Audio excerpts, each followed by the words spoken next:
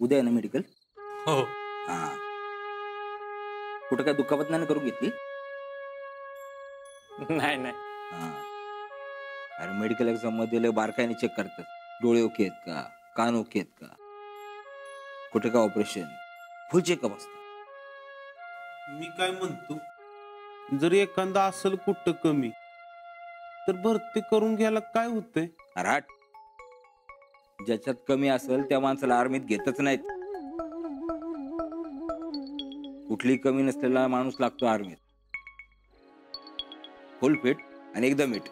मग मला काय टेन्शनच नाही, मी फिटच आहे. तुमच्या टायमाला कसं असायचं हो भरतीचं? तर मी तर एकदम लगेच भरती झालो होतो. मेडिकल फिजिकल एकदमच झाली होती. हा, लेखी नव्हती आमच्या वेळेस, पण ट्रेनिंग फार एकदम बेळगावच्या सेंटरला झाली होती. आणि एवढं झालं का मग आम्ही जॉईन झालो होतो. होय फौजी. हा, आर्मीतली वर्दी घातल्यावर कसं वाटतं? कर सांगू, आर्मीची वर्दी घातली ना असं वाटतं शिवाजी राजांचा हात आहे पाठीवर.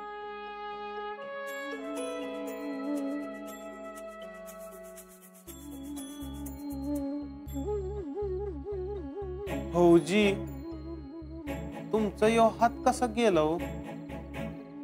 अरे हो, अरे कारगिलची निशाणी आहे बाबांनी. अरे कारगिलला लढाई एकदम हातगाईवर आली होती.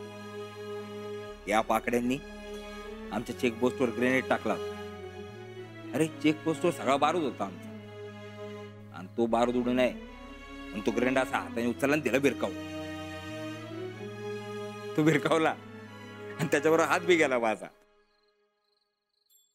हातच ब्लास्ट झालाय. हा, बारूद वाचलाय. मेडल तुम्हाला याच्यासाठीच मिळालं का? हा, मेडल मिळालं, सत्कार झाले, चिक्कार कौतुक झालं. पण त्याच्यानंतर अश्वत्थाम्यासारखी बळबती जखम घेऊन जिना आलं.